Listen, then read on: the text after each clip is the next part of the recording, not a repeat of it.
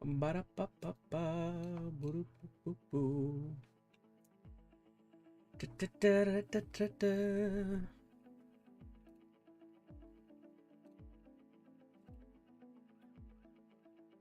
Chat's not up. Where's chats? Where's me chats? There we go. Oh, I think I messed up. Hold on. Let me turn chat off. I think I already see what I did wrong.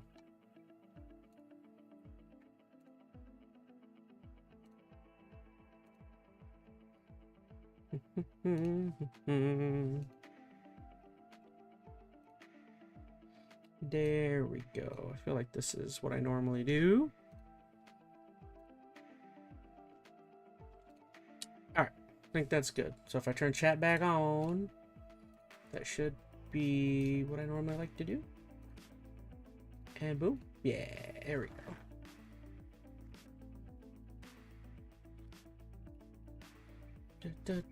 go. Alrighty, hey, what's going on, everybody? Enter ChazmaN here. Back with another rendition of ChazmaN Live. Trying to, like I said, family just went back out of town on Wednesday, so trying to get back onto schedule a little bit with some of the streams. Today, be honest, I haven't paid attention a lot to the internet drama over the last week, so a lot of the stuff I'm going to be talking about is a little older, but stuff I really wanted to talk about regardless. Hey, on the YouTube side, we got Skylar Twilight and Olden is Salty. Thank you so much, all, for joining. Hey, everyone over on the Twitch end. Appreciate you being here as well. Oh, or Skylar Twilight said, right on time because I just finished my lunch. I did the same thing. I literally just finished dinner. I'll probably try not eat anything for the rest of the night, but I had a pretty decent-sized meal just now. So yeah, if you want to know what we're going to be chit-chatting today about, I know I did my reaction to the Game Awards, but I never officially got to give some of my thoughts and opinions on things. I know I was kind of I kind of really get in the zone when I'm watching some of these events, and I don't know, I kind of forget to react a little too much sometimes.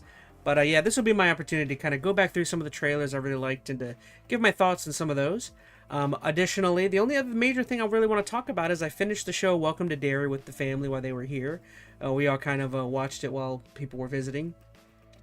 And yeah, that's about it. So those are the two main things I want to talk about. Again, down in the YouTube chat or over in the Discord. I don't know, throw any topics or anything else you got my way you guys might want to see me react to if you think it might be interesting.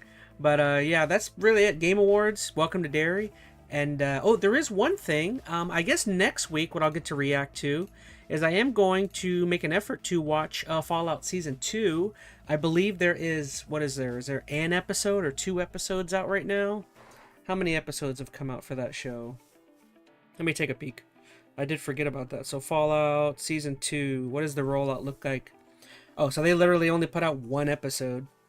So that means next episode will be just before Christmas, which technically our next stream will be Christmas Day. So that means I should be able to react to the first 2 episodes next week. I haven't watched the first one. It looks like all they put out is episode 1. So you can bet next week we'll talk about episodes 1 and 2. See what I think about those. I am like, I don't know if I'd say like super excited for Fallout Season 2. Even though I love Fallout. Season 1 was very good. I don't know. I'm just not like super stoked for it, but we'll see. That'll be another thing I definitely want to at least chit-chat with you guys about for a little bit. Let me get my Twitch back over here. I don't remember much news at the moment. I really don't feel like over the little week that I was kind of busy, I really don't feel like there was a ton that was kind of going on. Nothing like earth-shattering, in my opinion. I mean, maybe there's some stuff I missed. I don't know. But what do you say we go ahead and just dive in? What should we talk about first? What do I have? So do we want to talk about Game Awards or Dairy? You know what? Let's talk Game Awards. When I've been talking, I feel like I've been talking the TV show early. Let's go straight into the Game Awards. I'm super curious to kind of dig into that. So I got a handful of trailers. These are all the trailers that I personally thought were the most interesting to me. We've got 1, 2, 3, 4, 5, 6, 7, 8, 9, 10. So 10 trailers. That's not too bad. That's everything that like I personally. I mean, there was other big announcements. Some of that wasn't really interesting me. Like I know one of the biggest pops was the Total War Warhammer 40K thing. That's like one of those that for me personally, I'm not like I've never played a Warhammer game, so it's hard for me to like get super stoked for it. I know there were tons of people in that crowd that were like eating that one up. I think what is that like the first time Total War and Warhammer 40K are ever like getting together for something, which don't get me wrong, super excited for everybody who's excited for that one. I saw that Markiplier is finally showing his movie that he finished up. Oh, I did see that. It was called like, what was it called? Rust or it was like a one-word thing. Yeah, I didn't get to watch. Maybe we'll pull that up. Let me see if I can find it. I did. Oh, there it is. Iron Lung. Yeah, I'll pull that up. I didn't get to see whatever that is. We'll move that till later on. We saw that, and I'm looking through. I think that was the only thing I saw crazy right now. So we'll add that till later on.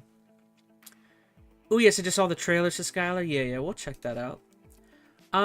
So I feel like maybe the most interesting place to start would be, let's start with the very first announcement.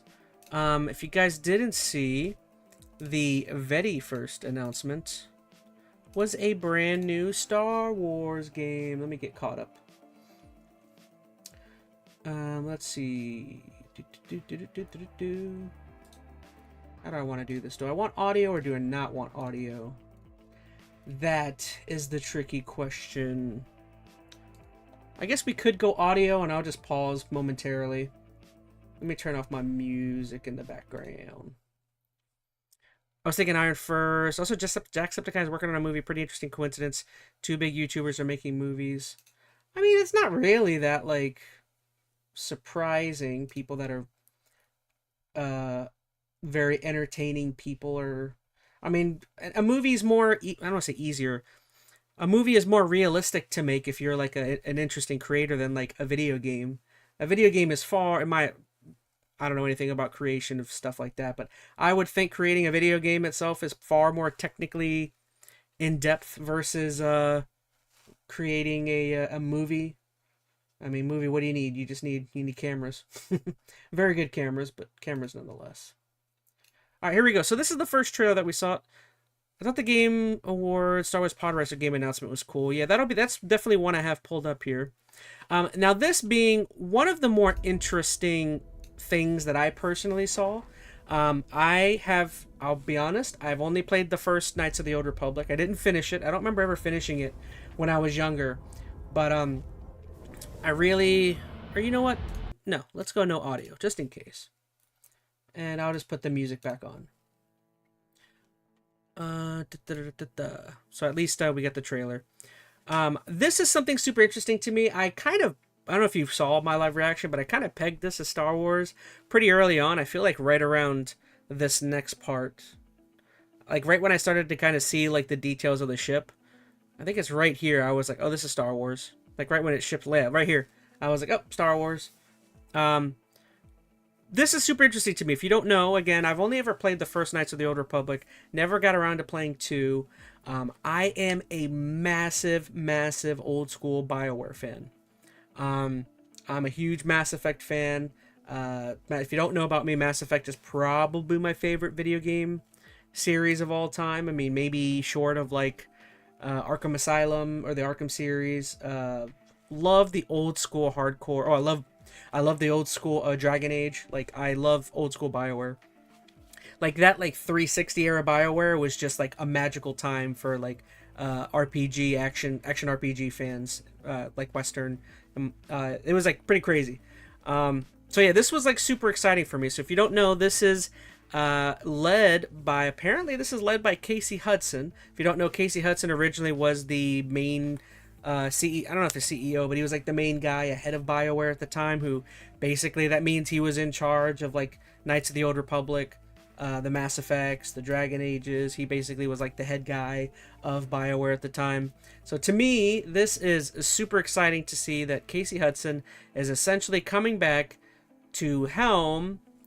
I'm assuming this has to be EA, right? I mean, EA has the rights to to all Star Wars. I can't imagine this is not EA. I mean, let me see. Did they ever say? I mean, it's got to be EA. Doesn't EA own the rights to Star Wars? Does it say? It just says Lucasfilm. So it doesn't definitively say EA. Star Wars, blah, blah, blah, Lucasfilm. Okay, maybe I'm wrong. I thought EA owned the rights to Star Wars, but it seems like this doesn't say EA anywhere. Just says Lucasfilm. Interesting. I think the Star Wars rights are all like kind of in a mess, because I do think there is a difference between Lucasfilm and Star Wars. There's like, I think it's kind of similar with Lord of the Rings, where like Amazon owns the movie rights or something, and then some other company owns the book rights. And I think Lord of the Rings kind of operates that, or Harry Potter kind of operates that same way, where like a specific company owns the movie rights, whereas somebody else owns the Harry Potter name. I don't know. It's all very nebulous and confusing. I'm not quite sure how any of it works, but I'm super stoked to get maybe a return to form of like a hardcore RPG. I'm really hoping that. I mean, I did play KOTOR 1. It was a long time ago, and I didn't play a lot of it.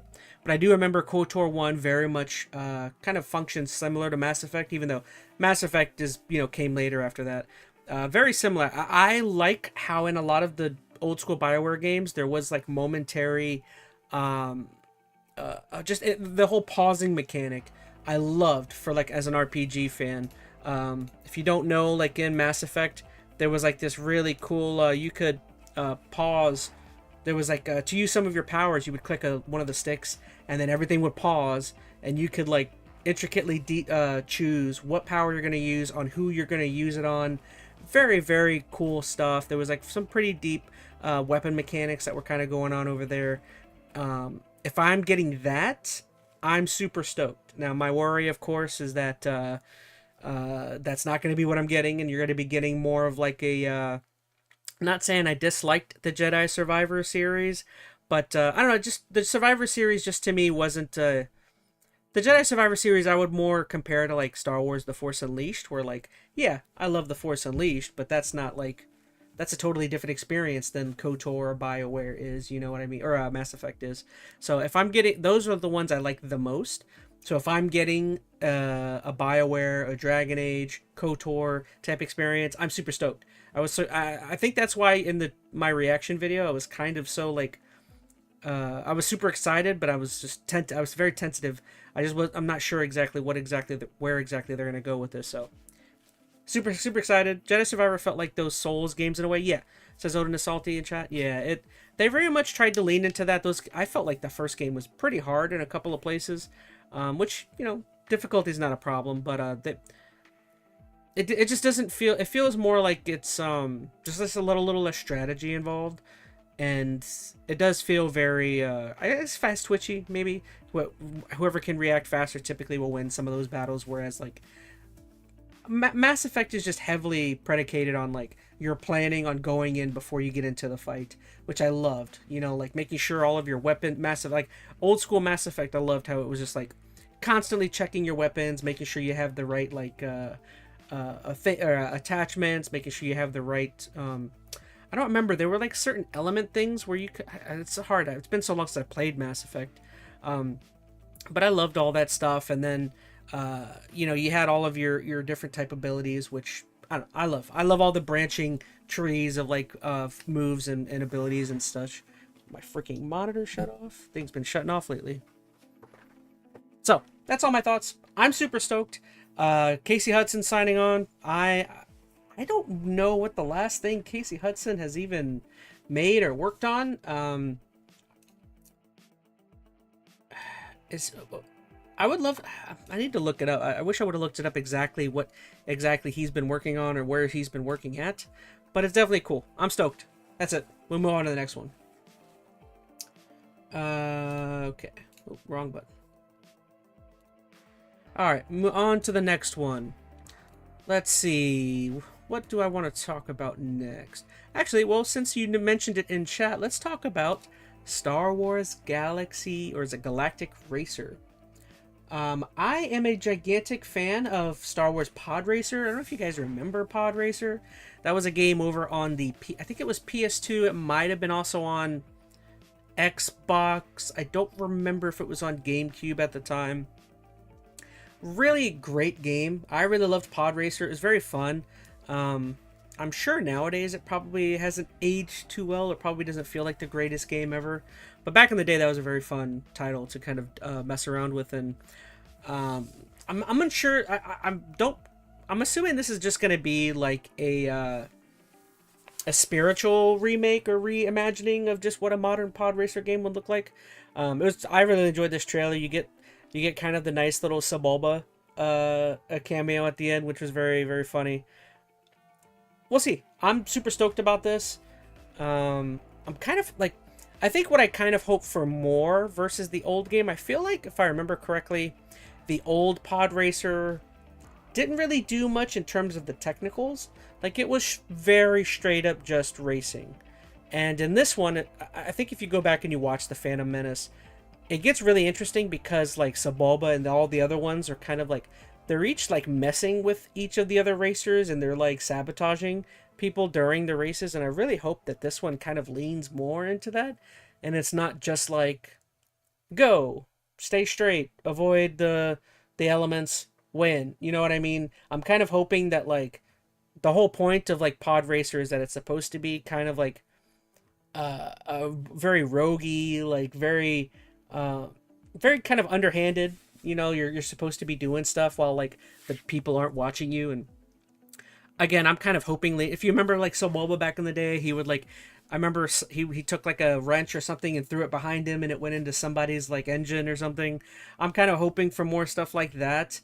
I guess you could say I'm thinking about it, maybe more Mario Karty, but not quite as cartoonish, you know what I mean? But Mario Kart has that great balance of like being a pure racer, but also having almost a sort of like combat elements to it in terms of like how you can mess with the other racers and stuff. I think that's what I'm thinking is more of that. That would definitely be fun. I mean, again, Star Wars has already been kind of a dark, dirty universe and stuff, so I want to see like maybe each of the racers have like a different way or element that they kind of mess with the other racers. Like, if you remember, Sebulba had like an electric pulse or an electric shock, and I remember at one point he shocks somebody's pod racer and their racer shuts down. Like something like that. That would be really neat. Odin Salty says, I could see pod racer taking a Mario Kart style gameplay where you sabotage the races while trying to win. That's exactly what I'm looking for. Ideally, like give me some sort of engagement, some sort of activity in there that like allows me to like almost blue shell, you know, somebody else before they can win or something like that. I'm pretty sure, if you guys can correct me, I thought Sebulba or one of the other racers had like an electric pulse, which was really funny, and it caused somebody else's engine to like completely go bye-bye.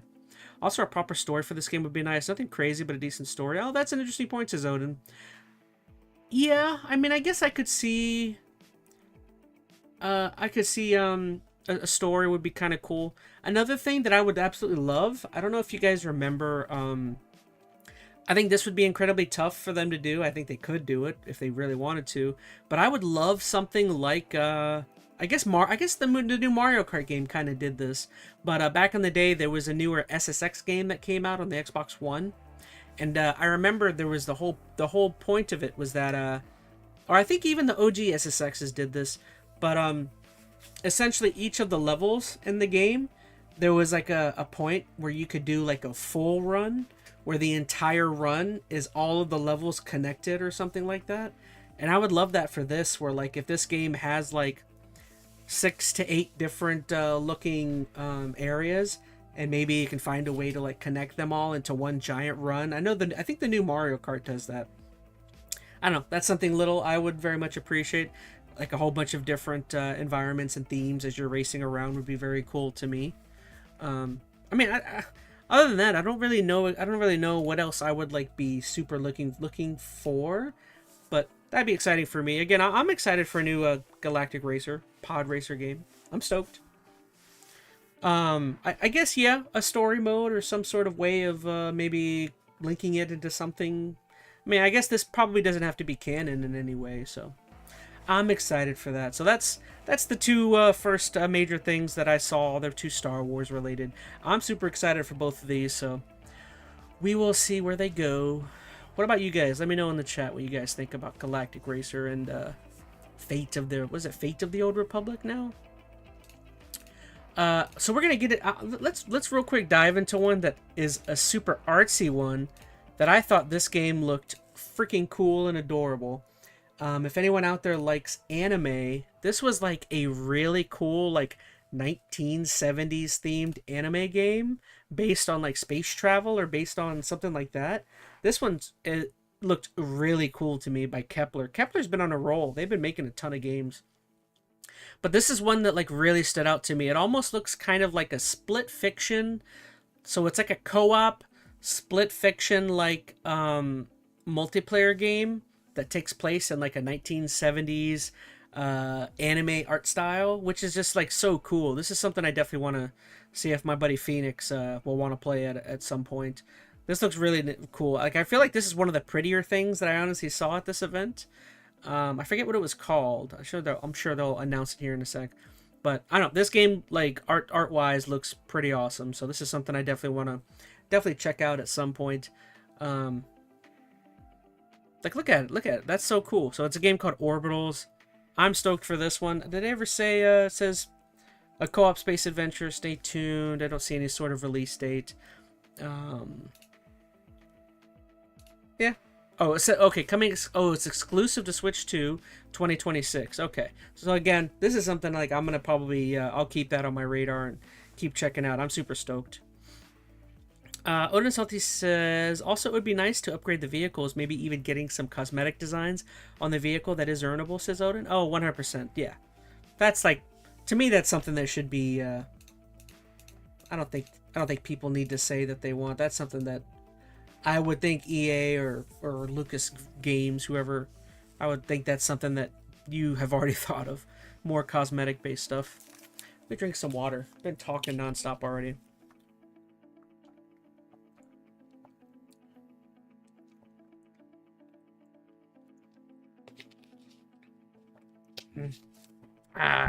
Good water. But yeah, this game I'm super stoked for. 2026, I'll definitely have that on my radar.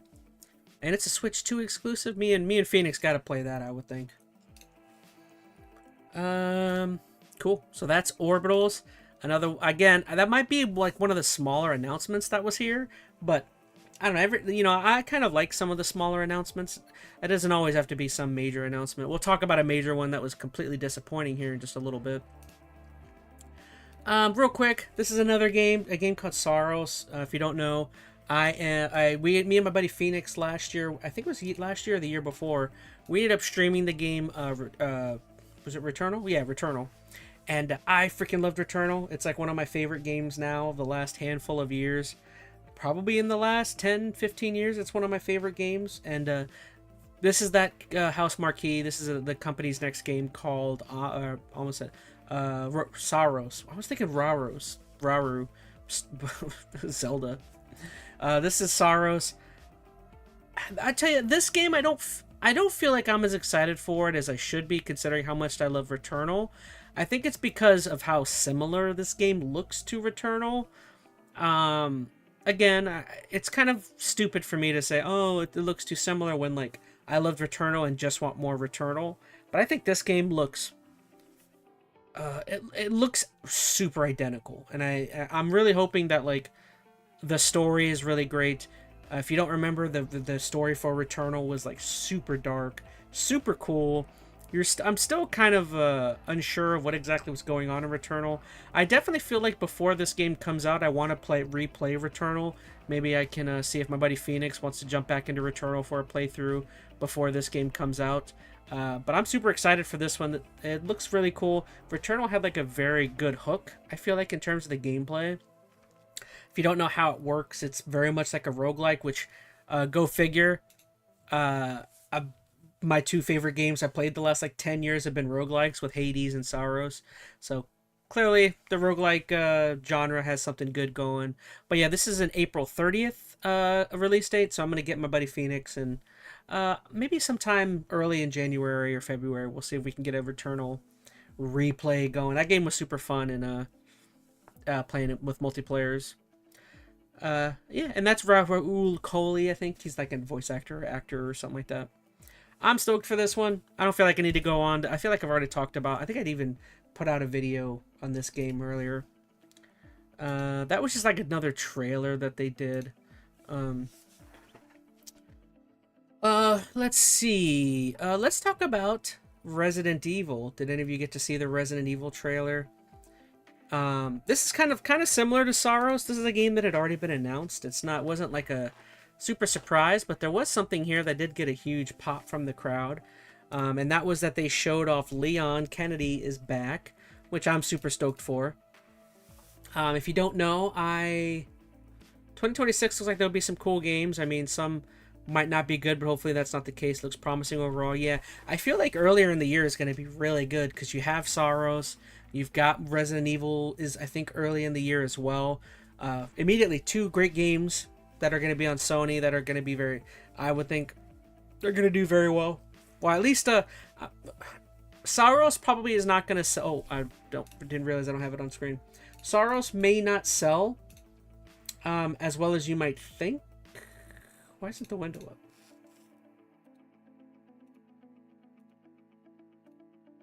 Interesting. SORUS may not sell as well than you may think. I think House Marquee is still like relatively like. I loved Returnal, and I hoped a lot of other people loved Returnal, but it really isn't. House Marquee is still not necessarily a huge name, I feel like, to most people. Obviously, Resident Evil has its huge fan base. I think it's obvious this game's probably going to sell really well and do really good. SORUS will probably, like, critically do well. I don't think that's a game that if you're Sony, you should be depending on selling like hotcakes simply because of, you know, it's still a lesser name, you know, in terms of versus Resident Evil. I don't need to keep going on about RE. I'm super stoked for Resident Evil 9. The fact that we're getting Mr. Kennedy back is really cool. If they kind of show him doing all of his roundhouse kicks and you know, he's got his chainsaw doing all of his punches. I'm excited. If you didn't see, they kind of were pertaining. They were saying that like there's almost going to be almost two different types of gameplay and two different plot elements to the game. So it's almost seeming as though the main girl, I forgot her name already, but it seems like Grace, I think it was Grace. It's seeming as though the main girl is going to be more your horror elements. She's going to be kind of the one that's more in danger than Leon throughout most of the game. And then it also seems as though you're going to get to play as Leon, and maybe he's going to be like your tank, you know what I mean, throughout some of the other sections, which I'm very much looking forward to. I feel like Resident Evil 8 already kind of played into that a little bit, especially towards the latter end when they finally got to start letting you play as Chris, when he was like, he had like the biggest arsenal of weapons of all time and was just destroying people. But this one, I'm excited for 9. I'm really not sure what to expect with what they're going with this one. As of late, I don't know if you've seen, but with Resident Evil 7 and 8, they've been kind of retooling and reworking a lot. Well, I shouldn't say reworking the story of Resident Evil, but they've been trying to add what they can to mix things up. Some of it I like, some of it I'm not like super fond of, but I will say at least what they've been doing is interesting, so we'll see where they go. I'm super excited to see what this new creature is. If you've seen, Grace has been running from this like giant massive creature. I don't know, we'll see where it goes with there, but yeah, I'm stoked. This was definitely a trailer that I feel like got a lot of the pop, was Leon coming back. I don't necessarily feel like it was the biggest surprise ever. I'm not quite sure why people were so surprised. I kind of was half expecting he would. I will say there is a slight bit of controversy with this, with it being announced that Leon's coming back. People have looked at some trailers, or I shouldn't say trailers. People have been looking at some of the artwork for RE9, and people are speculating, that we may get Leon Kennedy's death in this next game.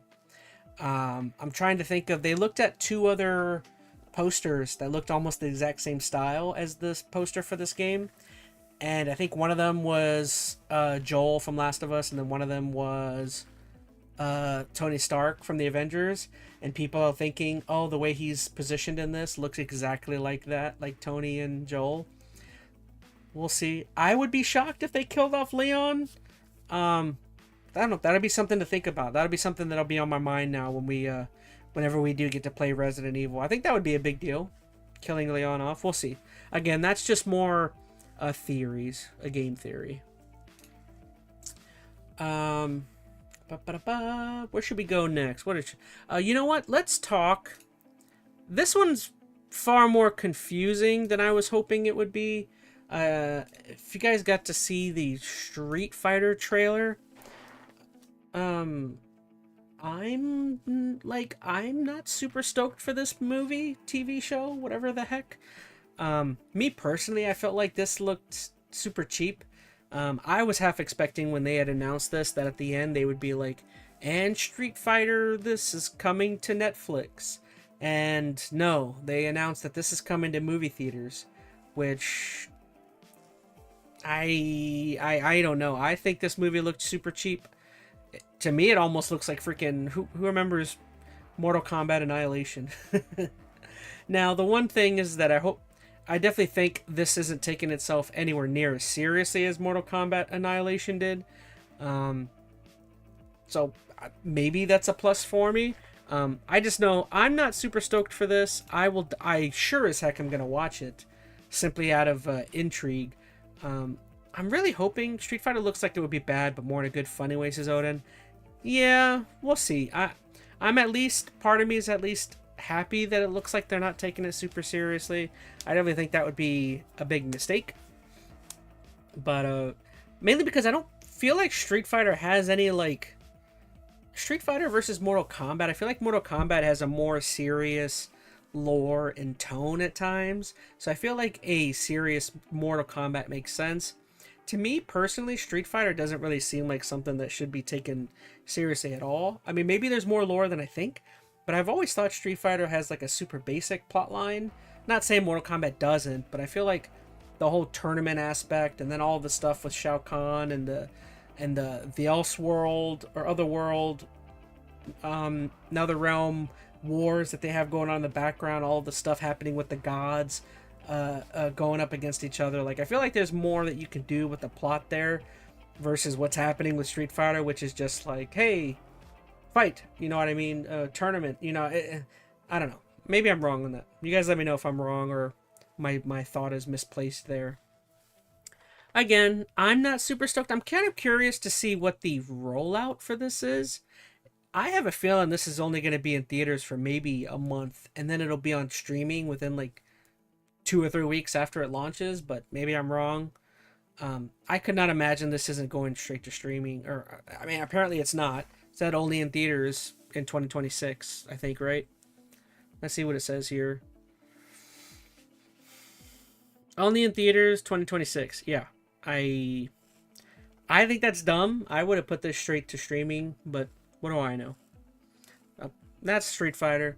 Again, I don't mean to sound so down on it. I think I'll watch it. I think I might enjoy it, but no way of knowing for sure. So, now that we're kind of just blasting through, let's go ahead and talk about the trailer Ontos. This is one that I had mentioned to you guys that I am very excited for. I have questions, many questions about this game, but if you don't know, this is a spiritual reimagining or a spiritual sequel to a game called Soma, which I know I've talked about Soma before. I'm a huge fan of it. This is Frictional Games and then made by the developers of Soma, it'll say here. Soma was an awesome, super confusing, just really cool walking sim almost a little bit. And here I'm super excited. That's almost exactly what I want from this game as well. Give me a super spooky, very cool sci-fi walking sim that's probably not going to have a ton of gameplay or a ton of action and gameplay, I should say. That I'm fine with. I already know what I'm getting out of it. This is something that is purely just give me more Soma. And I you know, with a different story, mix up the story, of course. Don't just give me the same story. But Soma had like some really dark, very dark themes and things it was trying to do, which I think obviously they're doing here with this game. So I don't know. I that's kind of all I got to say. I want more Soma. I want it to be weird. I want it to be kooky. Um, and like I almost also want it to not just be weird and kooky, but like Soma had some like really cool, deep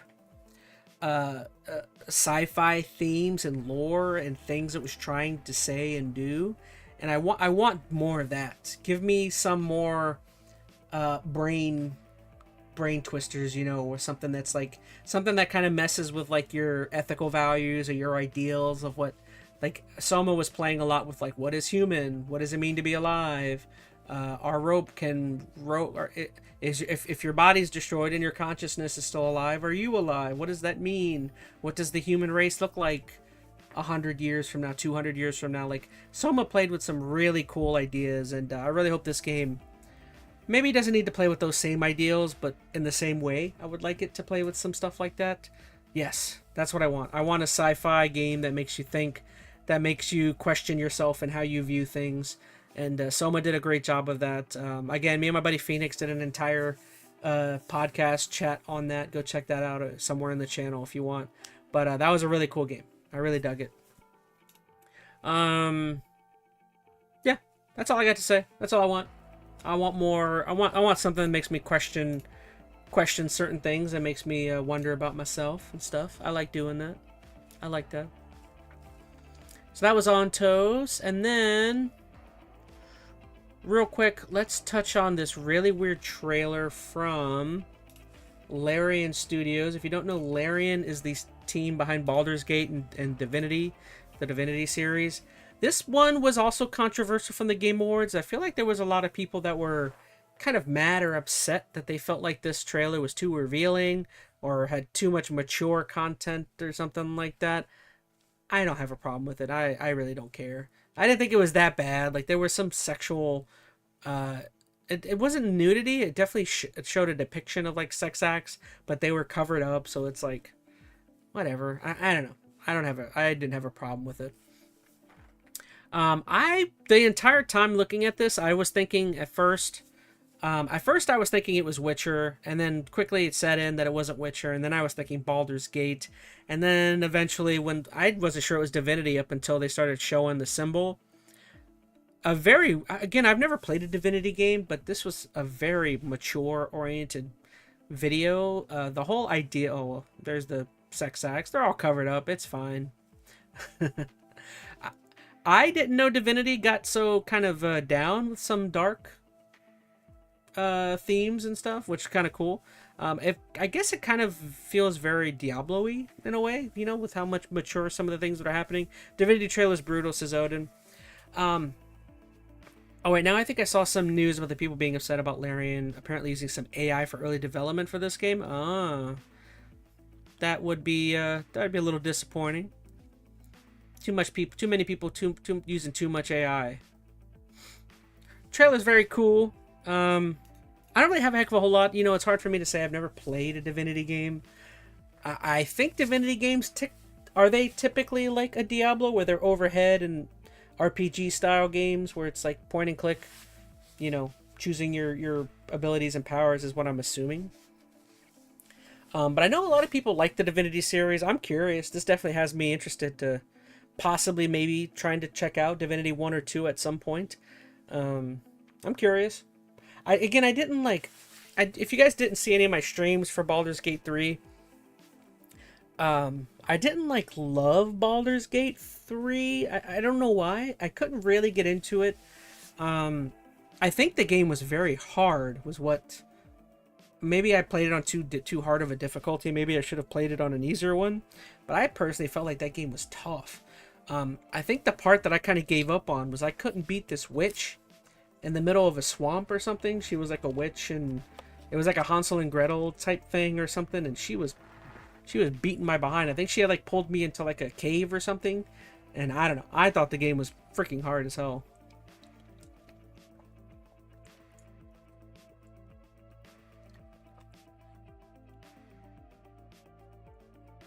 I think they were saying something about using an AI for prototypes, but not the full game. Interesting. So that's Divinity. There wasn't a heck of a whole lot. I just thought the trailer kind of looked cool. Oh, I gotta fix my seat. Ugh. I might have to order my new seat cushion here soon. This thing is not super comfy at the moment.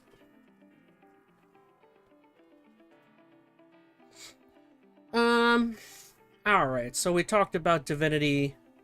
Let's talk about one of my other favorite announcements that got announced. If you don't know, I'm a huge Remedy fan. Gigantic Remedy fan. I love most of the games that they've made. I'm a big Alan Wake fan, Max Payne. I loved Control, of course. If you don't know, this is almost, I say almost, it seems like it's some sort of sequel to Control. It's not exactly numbered, but it's called Control Resident, and it apparently centers around Dylan Faden, who, if you don't remember, Jesse Faden was the main character of Control 1. Her brother was in like a sort of coma throughout most of the game, from what I remember, and he has some sort of abilities or something similar to her.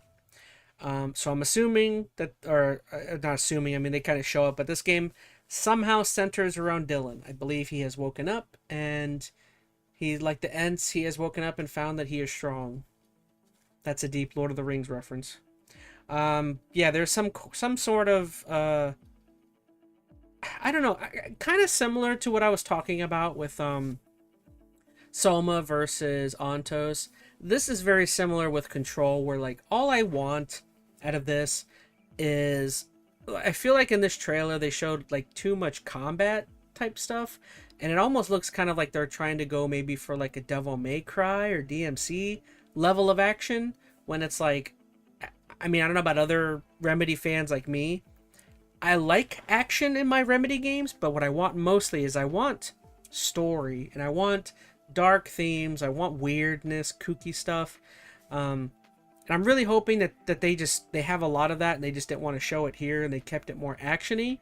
Because if they're going more action-based, it turns me off a little bit. We'll see.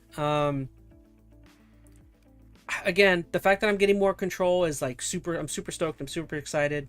As long as you got to keep it weird, you got to keep it out there, and if you can do that and you deliver some good action, I'm excited. Like, as much as I was ragging on a little bit Alan Wake 2 somewhat, I still really liked Alan Wake 2, and it still was very fun. I definitely want to replay that game at some point as well, but yeah, give me more of that and I'm happy. And at least it's cool, the idea of kind of attacking some of the stuff from the old house through the eyes of Dylan, which is something we didn't get to do. I don't think we did much of it. Was Dylan awake at all in the first game? I may need to replay Control at some point to kind of get a better grasp of what was going on there. I haven't played Control in a hot minute. Great game. Great game. Go play Control if you haven't. Go play Alan Wake 1 and 2 and Alan Wake... What was it? American Nightmare? American something? Whatever that other one was. I love that one too. And that's all I got. I'm stoked. I'm stoked. I get a more of a Remedy game with Control. Hopefully we get some of our favorite characters back in cameos. I would love to see some Jesse, maybe Alan stuff. Stoked. What was it? Doctor, what's his name? The dude doing the dance. He was super funny. What's his name? Doctor... I can't remember. I shouldn't try to. Alright, so the last announcement we'll talk about is something super disappointing. If you guys didn't get to see, this is the final game that they showed before the Game of the Year winner announcement. And I have no idea why this was shown. I mean, this is something me and some other people talked about in our YouTube chat while this was happening. But they decided to end their show, or Jeff Keighley decided to end his show, with a team-based, was it hero shooter? For some reason that looks like an Overwatch clone. I don't quite understand the rationale with why they decided to show this. I don't know one single person who asked for this or was super excited post the reveal. This was just, to me, this was just totally confounding. I don't know why. There were so many other announcements that would have been great to end your show on. Why wasn't Divinity, either of the Star Wars announcements, Control, There's so many Street Fighter, ended with Street Fighter. I don't understand. I don't know. This was so confusing. I mean, maybe I'm biased. I've never been big into hero shooters. Like Marvel, was it Marvel? What's the big game? Marvel Rivals. Like I liked Rivals, but like I don't know. That's just not my kind of game. I don't know. And I think what's more disappointing is that they had announced. I wouldn't give this game a try unless it's free, says Odin. I think what's more disappointing is that they had said that this game was put together from like ex-Titanfall devs, which is like super disappointing. That like me and other people have been saying for years, we want more Titanfall, and all these companies, EA or whatever, are just, we're never getting more Titanfall, man. Like the fact that like this is where they're deciding to go, and granted this, I know this isn't EA, but like the fact that EA has been not doing Titanfall, and then ex-devs are not doing something similar to Titanfall, or are more chasing Overwatch or whatever. What was that PlayStation game that got canceled? What was that called? I can't remember the name of it. What was the I can't remember. There was a hero shooter from PlayStation that they was supposed to have out this year, and they ended up canceling it because people were like, ew, I don't want to play this. I don't get it. You would think these companies, like, companies are weird, man. I'll say it. Just because something is immensely popular does not mean you should chase it, because things that are popular go out of popularity a lot. Like, just because something, like, if you jump on something that's popular and you don't put it out within a month, putting out a game a year later, years later after the hero shooter fad, you're going to be late to the game. It makes no sense. Concord, says Odin. There you go. Like, putting a game like Concord out or this out several years after the fad of hero shooters is like, dude, you can't, that can't be how you spend your money, is chasing fads. And like, if you're going to chase a fad, you've got to do it now. You've got to do it now. Oh, hero shooters are popular. This game's got to be out within a month. I know it's not possible, but like, you're just like throwing money into a dumpster. You know what I mean? It's like, I don't know. The whole fad, you got to make what your developers want to make. Go to your developers, your best people. If they say they want to make a game, go make it. You can't chase hero shooters 8 years after Overwatch is like super immensely popular. The game does kind of look uninspired, but if it's the Titanfall devs, maybe it's good, but just bad marketing. We'll have to see when it arrives. Maybe. I'm not interested in a hero shooter. I've tried it out for a little bit. They weren't my bag. You know, I don't know. Chasing trends is always going to get you in trouble if you're late to the game. That's the problem, is if you're early or you're right on time, you'll be okay. But if you're late to the game, you're just wasting money.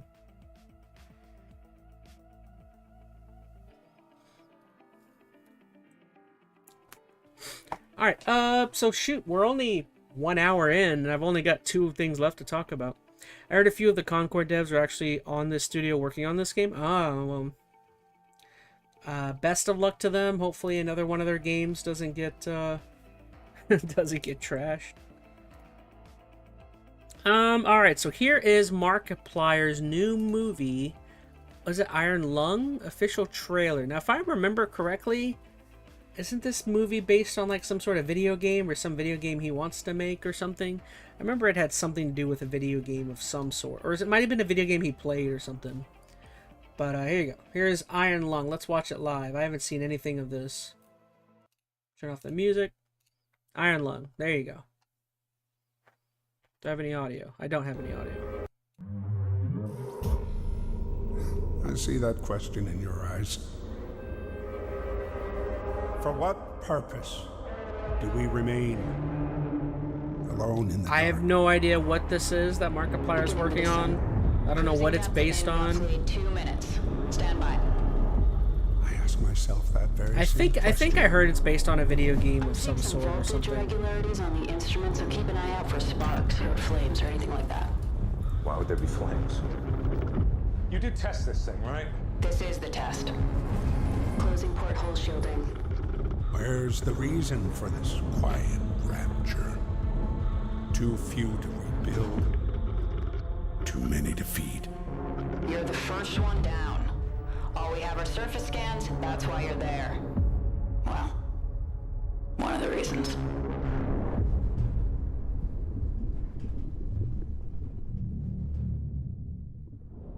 Oh no! Spooky noises! Can we just agree this is important? Food, air. We need this, not just the COI, all of us. We need this. There aren't enough of us left to be throwing lives away, but there is too much at stake not to take calculated risks. Eden doesn't understand that. You don't understand that.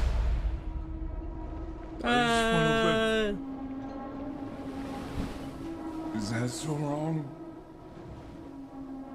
Why isn't anybody else? Oh do no, that? he's putting it in theaters? Oh no, poor Markiplier.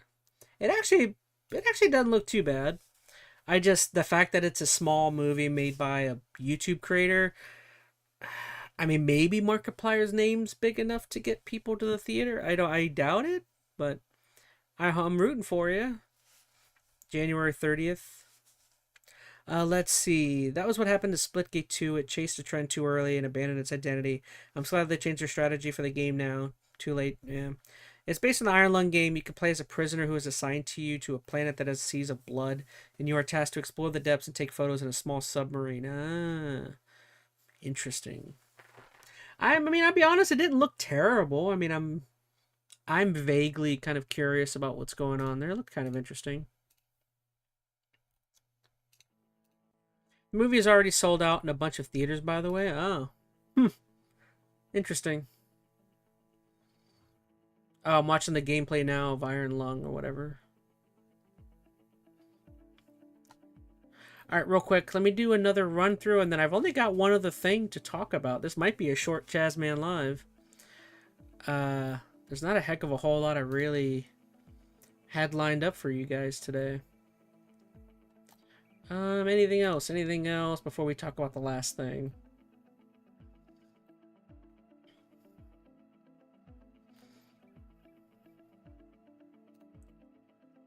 Maybe if this is a short one, maybe we can just switch over to Hades maybe and play a round or two before the night's over. I thought I might have more. Oops, I accidentally clicked on that.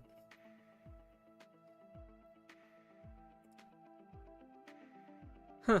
Alright, well, let's talk about my final thing that I've got lined up for you guys.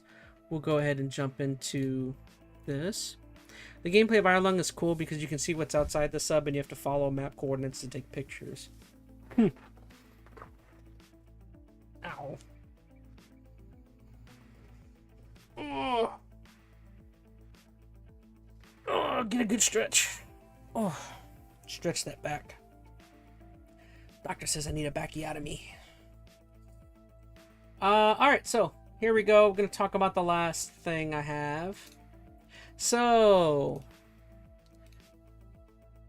I got to watch... Put it on a cool frame. If you guys want to know why I'm not letting this play out is because I already know HBO is really bad with copyright stuff. So, okay, so I got to watch and finish with the family while they were in town. We watched Welcome to Derry. I really liked it. I really liked how it ended. I'll try not to delve too much into spoilers. There is a couple things I kind of want to touch on. I guess technically this would be the last 2 or 3 episodes. I'm not going to recap all of them, but I'll at least just talk about my thoughts on the finale and how everything ended up with the show. Did I turn the music on? Yeah, there it is. Okay. I really liked how it ended. It's really cool. It very, very much. What my expectations were is that I thought that they were supposed to end things with this show. If you don't know, they did not end things. In fact, towards the very end, they very much bring up a lot of questions and now have a lot of people speculating that there's going to be more of the show. I think at this point it's basically announced there is going to be more of the show. what's his name? Andy Muschietti, I think, is the TV show director. He has basically announced that they've already been given, I think, a season 2 and 3 from HBO. And where they've kind of taken the show is really interesting.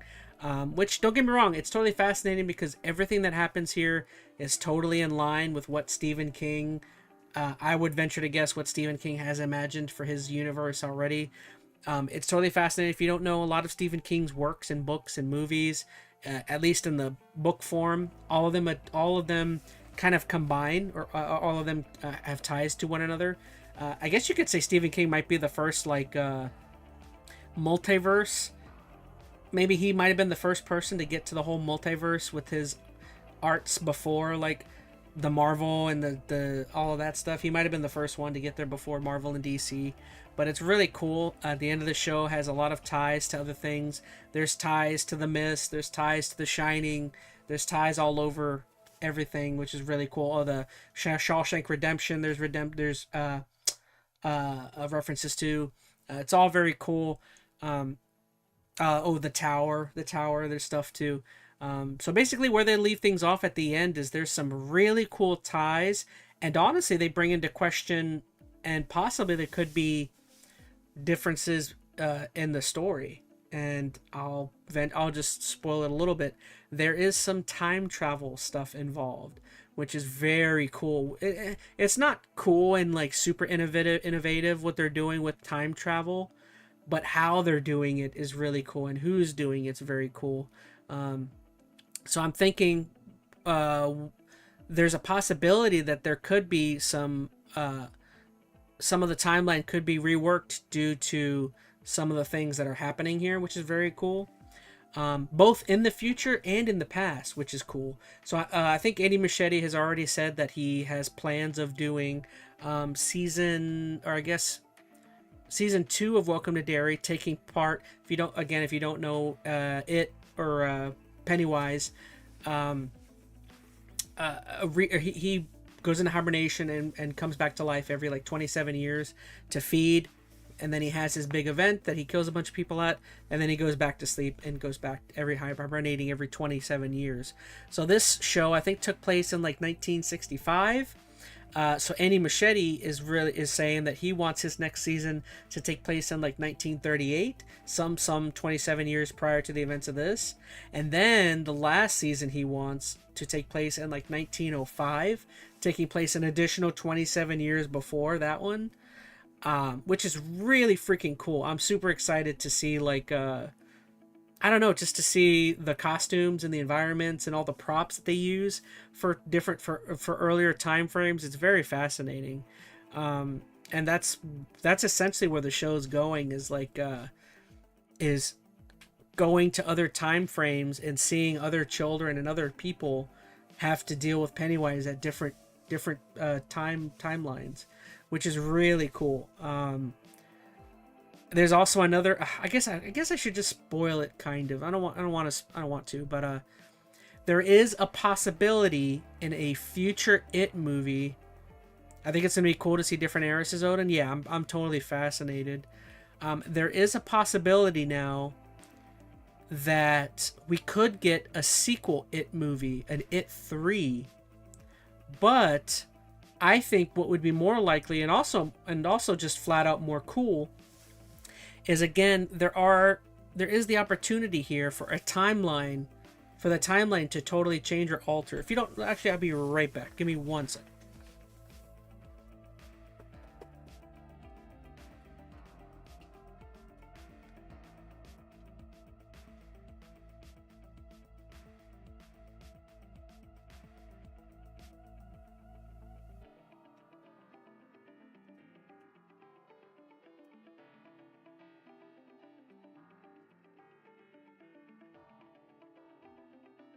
Sorry, had to go check on something real quick. I remember a bunch of years ago, this show was just a rumor and not really a thing, but it's cool to see its actual existence, says Odin. Yeah, and I really liked it. I thought the show was really cool.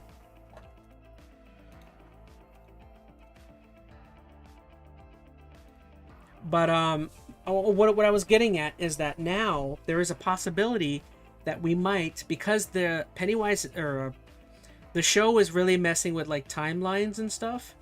So because timelines could shift or alter, there is a realistic possibility that I think what might happen is that the adults that we get from the movie 2, I'm thinking, which is really cool. This idea that I think they could be bringing is really cool.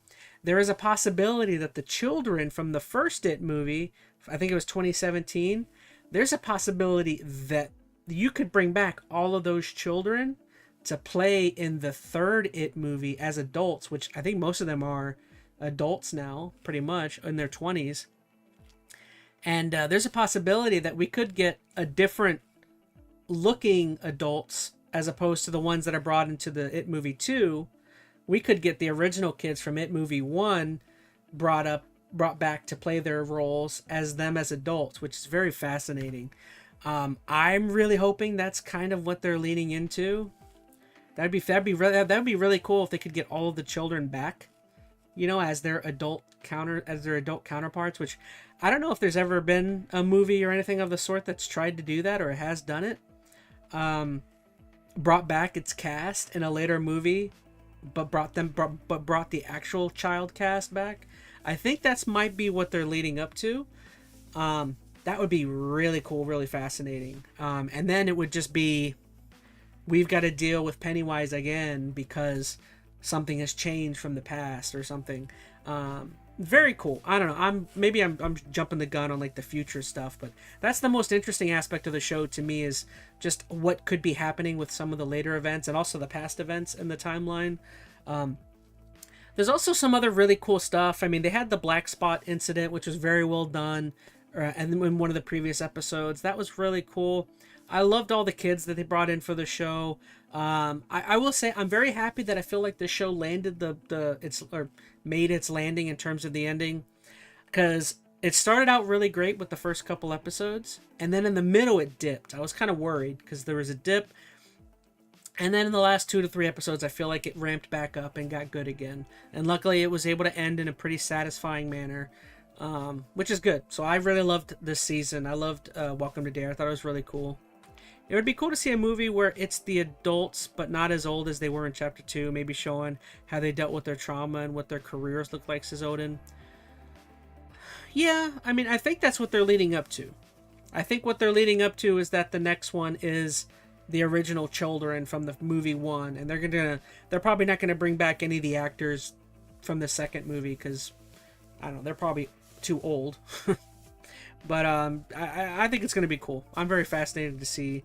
Well, I think what the predicament's going to be in the third movie, if there is a third movie, would be if Pennywise is going back and is trying to mess with the timeline.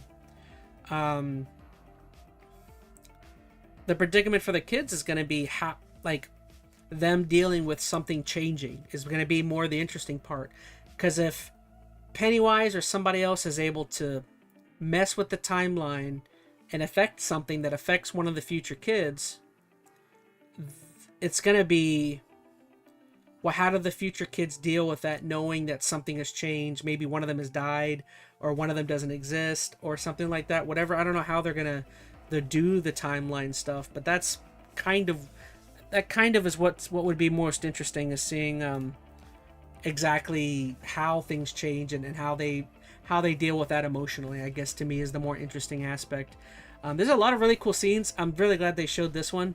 This scene was freaking awesome. There's a scene, I won't say, where Pennywise goes to the school and does some stuff, and that whole scene is like really cool. Like, I will say some of the artsy stuff that this show does is like very cool. There's some cool elements here. Like, I think this show ended up doing a little more than I thought it might. I don't know, for some reason I had lower expectations, but I feel like art-wise and like it had some very memorable scenes, is what I'm saying, and I really appreciate that. One thing I didn't know that I ended up finding out is that Andy Muschietti, I think the showrunner, is actually like has been working with Stephen King a little bit. Like, he's had him on set and stuff, and they've been taking advice from him and just kind of he's been kind of showing him around what he likes and what he doesn't like, which I very much appreciate that Machete has had Steven involved with everything. It's really cool. I appreciate that very much. Gosh, what else should I touch on? That's kind of it. I mean, the show also introduces and has a lot of the Native American lore, and all of that is so cool and so well done. The show, I remember earlier on in the season, there's some really cool stuff where, like, some of my favorite stuff is how, like, the early Native Americans, how they viewed it. Because if you don't know Pennywise, the monster, it takes the shape of whatever fears or whatever the things that scare you are. And, like, it's so cool that they showed this, but in, like, the earliest time frame when it, like, originally lands on Earth or something, it's so freaking cool to see that, like, to the Native Americans, he was taking the form of, like, a moose or something, or he would take the form of, like, a bird, because that's the only thing that, like, the natives of that time that they saw. And then at one point he just takes the shape of, like, a basic white dude in, like, a religious uniform, because, that's what the people coming over were doing, was trying to spread their religious beliefs and essentially enslave or kill off the Native Americans. It's so funny. Again, just that whole aspect of, like, at one point they show a scene and Pennywise is just a white guy in a religious outfit. I don't know. It's very cool. I really enjoyed the show and what it was doing. Again, it taking the shape of, like, a moose or an eagle, because that's the only thing that the natives could identify with that was scary to them. Very cool. Very, very interesting. I really liked all that. Maybe showing the... Okay, yeah, I read that. But, yeah. I don't know what else to say. I really enjoyed the show. It's really well done. I wholeheartedly recommend you go out and check out Welcome to Derry. Go check out the movies. This really makes me want to go watch those other two movies now, and I don't know, I guess kind of look and compare with what I saw there, because there's some, they have some stuff, like they have some characters from the two or new movies who actually shows up here. There's a couple people, and it's very cool. So I appreciate the show. Thank you so much, Machete, I should say. Again, the fact that Stephen King is like tied to this and is giving advice and stuff, very, very neat, very cool. I appreciate all of it. So that's it. I really like Welcome to Derry. Go check it out. I'm very curious to see where they go with whatever they're trying to do here. It feels like the Machete guy is trying to kind of create possibly his own multiverse universe kind of going here.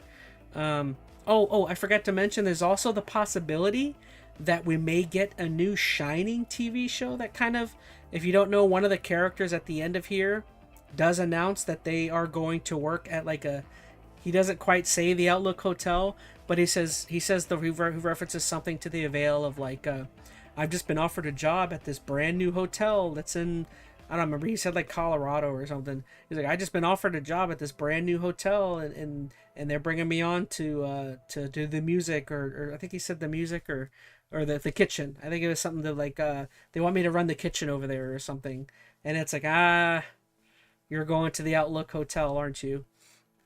And very cool. So there's a possibility that if Stephen King really likes this Machete guy, maybe Netflix, not Netflix, maybe HBO lets them do a Stephen King Shining. Maybe if the timeline is totally changing, maybe it could alter the timeline within The Shining, and maybe Dick Halloran doesn't die in The Shining or something. Maybe there's other events that could happen over there. Maybe little Danny Torrance, maybe there's some different things with him. Maybe Jack Nicholson doesn't go crazy. I don't know what their plans are with The Shining, but it feels like there could be a Shining TV show. We'll see. Like I said, I'm sure HBO loves this, but, like, there's so many different options that they have now with the Stephen King lore and all the books and everything. Who knows what they could be planning here. I'm excited. As long as this Andy Machete guy is involved and Stephen King is involved, I'm happy. As long as the people I know that, like, do it well are involved, fine. Let them do what they want. I'm going to be upset if they bring on different showrunners to do all this other stuff and leave me with garbage stuff to watch, which I'm not. Once it goes downhill, I'm out.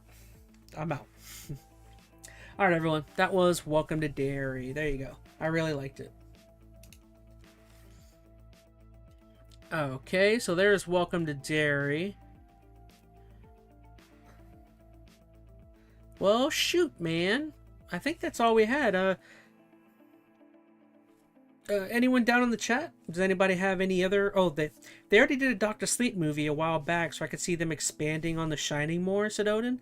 Yeah, that was cool. There was definitely a lot of stuff pertaining to The Shining in Welcome to Derry, which was very cool. Again, I never got to see the new Dr. Sleep movie. I think I'll definitely need to watch that at some point.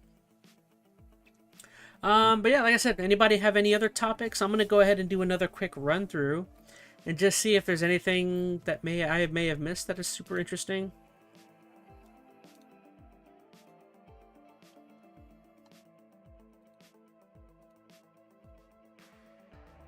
Here's a video. Here's a video I might want to watch.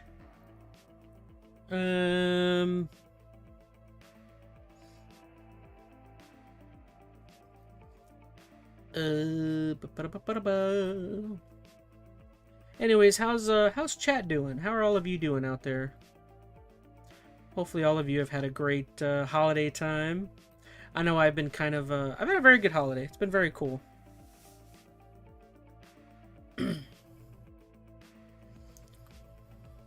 Let's see. Anything. I'm not seeing anything here new. Alright, well, let's watch this one video that I've got lined up. We don't need to watch the whole thing, but I am a big fan of the ActMan, and ActMan did a video himself on the Game Awards. I'm kind of curious what his opinion on some of the Game Award announcements and stuff were. Take it away, ActMan. Were the Game Awards rigged? Why is being French so awesome? And will Half-Life fans ever omelette du fromage? I mean, will Half-Life fans ever quit their hopium habit? Oh, what's up, everybody? This is the ActMan here, and the Game Awards just wrapped up.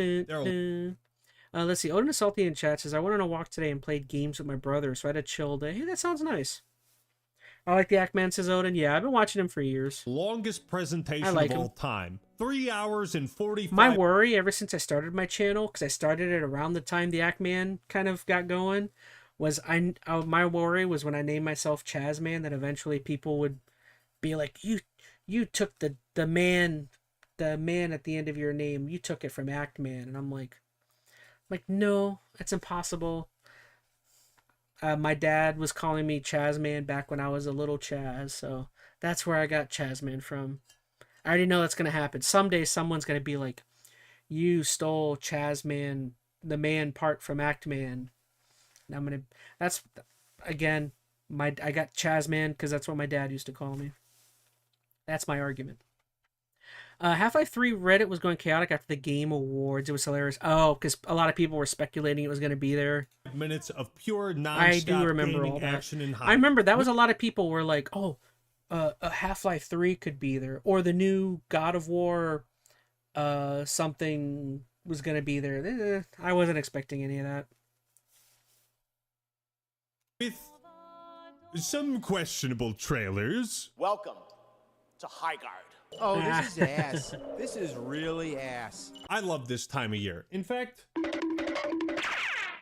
love this time of year so much, I got a dress for the occasion. Dang, the Seahawks. holidays are right around the corner, and the Game Awards serve as a moment for us to stop, look back, and celebrate all the fantastic games that have come out in 2025. And boy, did we need a good show this year, because 2025 is a year I think we all might want to escape from.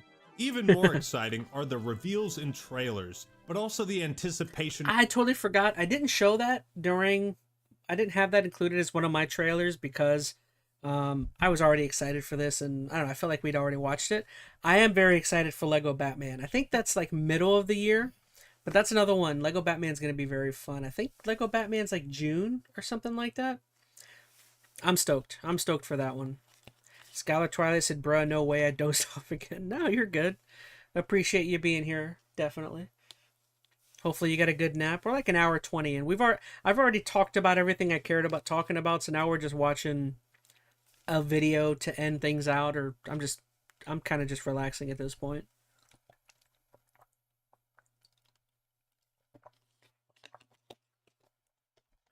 Now, here we go. And the hype. What's going to be shown? What are we going to see? There were rumors of a KOTOR 3, a Half-Life 3. Hold it right there. I know better than to get my hopes up for either one of those. Some franchises made a more than overdue Oh yeah, triumphant Ace Combat return, was and cool. some fan bases fell for it again. So today we're doing a rapid fire recap of the Game Awards, all the best moments, the best games revealed, and we'll be diving into my personal. Ackman is stealing my thing. I guess technically I would be stealing because I put this out after him, but I just did my Game Awards reaction to things. Not cool. You know what? Ackman stole his game name from me. There you go. When people say ChazmaN, you stole the ChazmaN from the Ackman, I'm gonna say Ackman stole it from the ChazmaN. There you go. The old reverse card, reverse Rooney. Favorites. You as liar. I give you my thoughts on some of the more controversial aspects. All this and more coming up in this fantastic Game Awards video. But first, the holiday season is upon us, and not you're no an doubt ad. looking to do some Christmas shopping. And I suggest you look no All right, further Ackman, than I'll let your ad Holtzstern, play. the sponsor of today's video. What's in the box? Just an elegant watch. Holtzstern is a brand that specializes in watches and jewelry for both men and women. Whether you're looking to add a little bling to your outfit or want to get something nice for a special lady. Odin Salty says, I actually watched the Game Awards for the first time through Axeman's stream of it, says Odin. Ah. That's okay. I'll allow it. Oh, that's right. I wasn't here live. Okay. You're excused. I wasn't live. I was out of town. And then second time was your stream. You're good. I'm just ribbing you. I would have watched Ackman's as well. I love Ackman.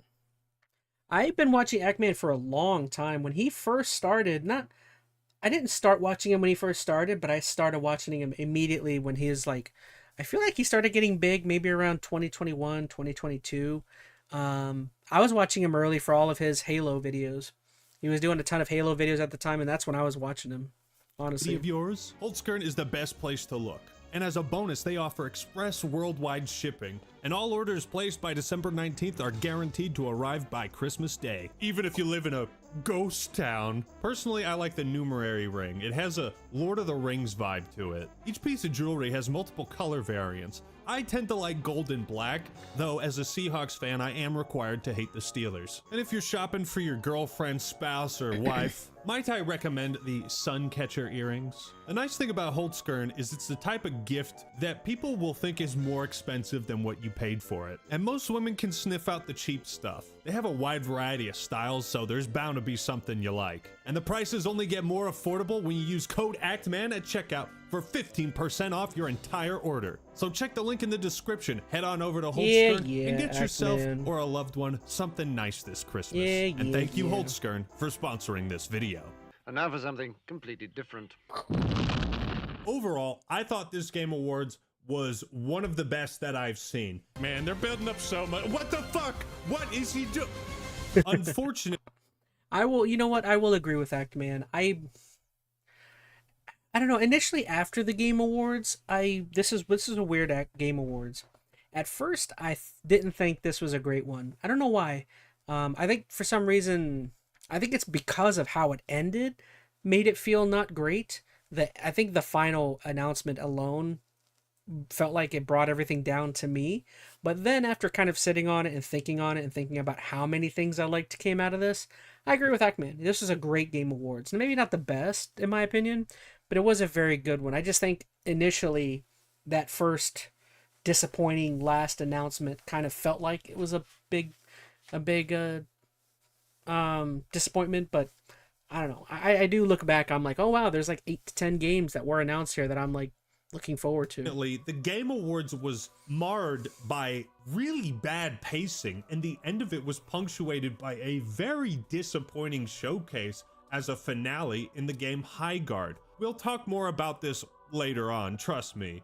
But it just didn't seem fitting when you have Larian Studios revealing their next game, a former Game of the Year winner, and that is somehow not the last game shown Yeah. is fucking High Guard. But Remember that was something we were saying the entire time. Was it makes no sense why the Larian Divinity announcement, that's not the final game to be your announcement, especially because Ackman brings a great point. They were previous Game of the Year winners. How are previous Game of the Year winners with their new IP, not new, with their new sequel in one of their IPs? How is that not worthy of Game of the Year? I don't know. There's so many other finishing games you could have ended things off with. overall, from like an entertainment perspective, this presentation in this show was fantastic. We had a Miss Piggy romance subplot, okay? And hello to you, my little Jeffy Poo.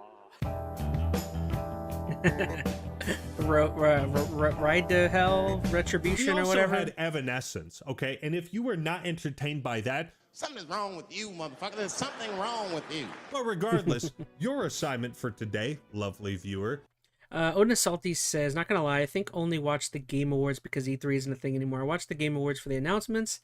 That's really it. I mean, fair enough. I mean, honestly, I used to watch, I mean, I'm a nerd, but like I used to watch both. I used to watch all the E3 stuff, and then I would also check out the Game Awards when they were not as great. I mean, I used to watch all of it back in the day. is to go down to the comments, and I want you to rate the Game Awards on a scale of 1 to 10. I'm very eager to read your takes and see if there's All right, let's react. He said to go down to the comments from 1 to 10. Let's see, Actman. What should I say? I give this Game Awards a 1 through 10. I would say 8 out of 10. I think it could have been a 10 out of 10 or a 9 out of 10 if that final announcement had been better. Oh, I can't type right now. The final announcement is what lost it some points for me. Man.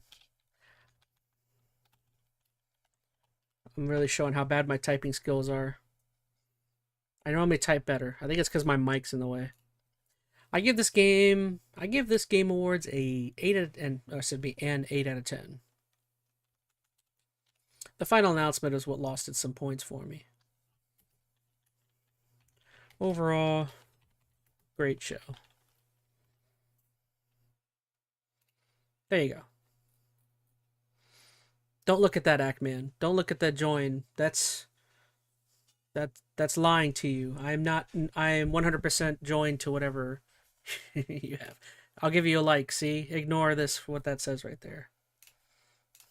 any recurring themes. Also, just FYI, the chat you see on screen during these clips is not mine. It was the Game Awards. So if you think it's cancerous, it is not my responsibility. And the Game Award goes to Oh, she didn't even read the last one. Donkey Kong Bonanza. Oh, where are my bananas? But the crowd yearned for Sonic Racing. This would not be. Odin Salty says, I give it a 7 out of 10. That's fair. Again, I feel like if the final announcement had been incredible, this could have been 9 out of 10, 10 out of 10. I think the last announcement is really weighed down. The first time Sonic would be snubbed in the Game Awards. Audio Mech. The idea behind this game is it's a gold mine. You put any music you want into it, and then you can fight your own music or fight alongside it. Think about that. Any song you want. The meme potential is endless. If this game actually executes well on its concept, Audio Mech might do something unprecedented. Reinvent the aux cord. When I saw Escape from Duckov, I thought, I cannot wait. I didn't for see the these. Donkey These must have video been on the this game. pre-show. Tank Rat looked pretty cool. You build tanks out of leftover scrap in the ruins of some dying civilization. Kind of reminded me of Nuts and Bolts. I hate to say it. Then they announced the winner of the best independent game, which was Claire Obscure. Oh, Expedition boy. 33. This award began the reconstruction of the Maginot Line. And yes, I hope you are all prepared to learn some fun facts about French history today. My initial prediction was that Expedition 33 would win Game of the Year, but that Silk Song would get Best Indie Game as a sort of runner-up prize. I was wrong. But out of all the new games announced that weren't part of an established franchise, Bradley the Badger is my #1. It's really hard I didn't see this to one. sell me on a cartoony character like this for a 3D platformer. The margin of error between charming and irritating I did not is see this one. razor thin. Okay, that went hard as fuck. 10 out of 10. 10 out of 10. The tools they showed off reminded me of the wrench and nuts and bolts. I can't believe I'm making a second comparison to that game. Except in Bradley the Badger, this tool is actually used for cool platforming gimmicks. I love 3D platformers, but this one also had a twist. It takes place I did not across see Bradley the different worlds Badger. inspired by other popular games. The second twist is that these games, these other worlds, are stuck in development hell. It's such a unique idea, I can't help but be down with it. And look, to all the Bloodborne fans out there, I know you guys might be huffing your last bits of hopium. You might be running out. But at least you have Badgerborn, okay? Badgerborn. Tried. Badgerborn, what the fuck? You have Badgerborn. It's something. It's more than what the Half-Life fans got. They got nothing. The award for Best Adaptation went to... Let's see. Sonic Racing fans were devastated this day, says Odin. That's right, because they lost Best Family Game or something. What did it go to? Bonanza?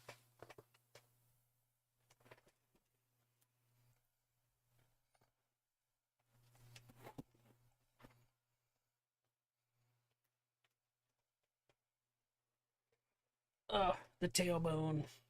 I'm feeling it. Mega Man fans were happy, though. Were they? From what I understand, there's some people kind of criticizing the quality of the Mega Man game they showed, but yeah, I'm kidding. I mean, I do think it seemed like overall they were happy with it. The Last of Us Season 2! What? Excuse me? Chicken jockey? God damn it, Neil wins again. He won again. I'm not going to judge the winner, but what I will say is that... How did Last of Us Season 2 win that? I'm sorry. How did Sonic 3 not get that? That one I don't understand, because I didn't love Season 2 of The Last of Us. I thought it was okay. I don't even think I finished it. Did I finish that show? I can't even remember if I did or not. I don't know. That's kind of a bad choice. That Sonic the Hedgehog 3. Yeah, Sonic 3 should have won that one. Qualified to be nominated this year. Oh, it wasn't even It there. released I forgot. after the 2024 Game Awards, but before 2025. So what? There's just a dead zone in the calendar now? Who's running this show? Is it Jeff Keighley or Garlic Jr.? Never mind the fact that I think this was Jim Carrey's best performance. Hold on, a Garlic Jr. reference? Come on, freaking I fucking love Sonic the Hedgehog 3, and it at least deserved a nomination. This movie earned $500 million. I'll go to bat for you, Sonic fans, I will. After the Best Adaptation Award, the Game Awards Orchestra performed a piece from Expedition 33, foreshadowing how the game would conquer the Game Awards, much in the same way that Napoleon would conquer most of Europe. At this point, Jeff started glazing Expedition 33 harder than Louis XVI's neck glazed the blade of a guillotine back in 1793 during the French Revolution. He started hyping up this next game, and I thought, all right, what disappointment am I gonna see next? Ladies and gentlemen, I was not disappointed. It's not gonna be. It couldn't be. It's not gonna be Star Wars. Wait. That looks like Star Wars. I didn't see Ackman's reaction to this. Looks like Star actually. Wars.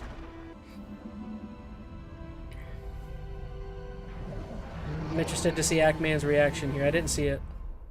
Ching. Oh, it wasn't Coach. Wait, what? What? What? Fate of the Republic. The prophecies were true. Oh, the prophecies were true. I didn't see his reaction. That's funny. Single-player action role-playing game. Let's fucking go! Of course, Casey was, of course, the director on Star Wars: Knights of the Old Republic and the Mass Effect Let's series. fucking go! Oh my God, we are so fucking back! Oh my God, holy shit! And Miss Piggy follow-up. I have so much to say. That was fun. I didn't get to see Ackman's reaction to that. Let's see. Skylar Twilight says, I was upset that Sonic didn't win for the racing part. Get it, but man, the racing one was tricky for me because, again, the only one I had played was Mario Kart out of the options there, so I kind of had to go with Mario Kart. But I mean, it sounds like quality-wise, a lot of people did like Sonic more than that game. I'm more mad that it didn't win Best Adaptation. I don't know how The Last of Us 2 got that. I didn't love that second game, so I don't know how that game keeps winning awards when not a lot of people love it. Somehow, I don't know. Star Wars: Fate of the Old Republic. I have to make another video about it because if I start yapping now, I'm not gonna stop. But I will say this. A sequel to KOTOR 2, which released in 2004, and it's a single-player RPG, not an MMO, I genuinely never thought I'd see the day. KOTOR 2 is one of the best-written games of all time. Same with the first one, and the fact that they're trying to remake and continue this series is admirable. The KOTOR remake, as I've heard, is not off the table. It's not in purgatory. Time will tell, of course, but this felt like a moment that we were owed 20 years ago. They also had a Battlefield Friends ad, and a true man does not speak ill of Battlefield Friends. I saw some haters and I could not believe my eyes. But they also had John Carpenter's Toxic Commando. Yeah, this one we had known about for a while. Another maybe Ackman didn't know about it. Game. Angry Joe in shambles right now. Now, this game didn't look like anything spectacular. It wasn't bad, but it has John Carpenter's name attached to it, so you've got my attention. But moving on to the main event. In late November, Jeff posted a picture of some kind of statue. This was all leading up to the announcement of Larian's next game, which at first looked to be live leak footage of the Salem witch trials. I don't know how they uncovered that, but they did. It's so gruesome and visceral, I can't show you the footage of the trailer without age restricting the video and demonetizing it. That's how you know they got balls. And this trailer was absolutely phenomenal. I didn't actually think Larian would be making a new Divinity game. For those that don't know, before Baldur's Gate 3, they were known for Divinity Original Sin. The second game is one of the greatest RPGs you'll ever play. Original Sin 2, I prefer that game over Baldur's Gate 3. I'll be honest. I'm not a BG3 hater. I just prefer the combat in Original Sin 2. If I'm not careful, I'm going to start a new playthrough, man. That game's like 150 hours. You guys have to stop me. But this is what was so bizarre about the Game Awards and its pacing. You had a new KOTOR and a new Divinity game. Like, these are the two biggest standouts of the Game Awards, and yet they were only separated by the span of 7 minutes. The Game Awards was awesome. The pacing was off. After that, fellas, I couldn't even focus on the trailer for Resident Evil Requiem because once Leon Kennedy showed up, I've never questioned my sexuality in such a short amount of time. I'll be the first to it. If you haven't seen Ackman's, he did a review, I think, of Resident Evil 4. He's a big fan of those. There's surprisingly a lot of people who like Resident Evil 4. I've never played Resident Evil 4. It's honestly one of the few ones I haven't played, which, go figure, it's like a lot of people's favorites. But people that jump to mind for Resident Evil 4 for me are like Ackman or Angry Joe. I know is a big fan of that one. Who else am I thinking of that's a massive RE4 fan? I can't think of them. There's somebody else I watch that's a big fan. I don't know. I'm not going to try. Admit it, when Leon showed up, I was gay. Oh my God, is that? Oh, he's hot. Oh no, he's hot. Was that my boy? Yeah, I'm gay. I'm so gay. I'm so gay. Then Laura Croft showed up and I went back to being straight and all was well in the universe. On the real, Leon returning, not just in a remake, but in a brand new game is really cool to see. because you're not restricted to those old original games that you have to remake as character. You can take it in a brand new direction that hopefully, you know what, skews... maybe leading up to RE9, maybe I need to play Resident Evil 4 at some point. Maybe that's another game I'll see about making some time for. Maybe this month or next month. Maybe we'll try and squeak in a Resident Evil 4 playthrough. I never played Resident Evil 4. And I know they have that new remake, which is like a lot of people say is really good. Maybe that's something we'll try and dabble into eventually. Clear of Resident Evil 6. Then Jeff was like, all right, homies, the next game you're about to see is the craziest shit you've ever seen. It's been 10 years in the making. It's a project that has been 10 years in the making. 10 and years. It looks like this. Now, I don't want to hate on a puzzle game just for being a puzzle game. This is the one I said I'm never going to play. You got to try to temper people's expectations. You can't be building this much hype up for a game that looks like this. You know what I mean? I almost forgot about Xbox at this point, but their only real appearance was some bizarre commercial that like showed some guy going through the Xbox vaults. What is that, Halo 2026? It almost just felt like a reminder that Xbox wanted to tell people, hey guys, we still make video games, don't forget about us. But they didn't have That's exactly what it was. Show people. Maybe they have their own showcase. I guess we'll see. But no, that's exactly what that was. Like I remember watching it live in the moment, and I'm like all you're doing is just reminding people, hey, we're a company, we're not defunct, we're not bankrupt.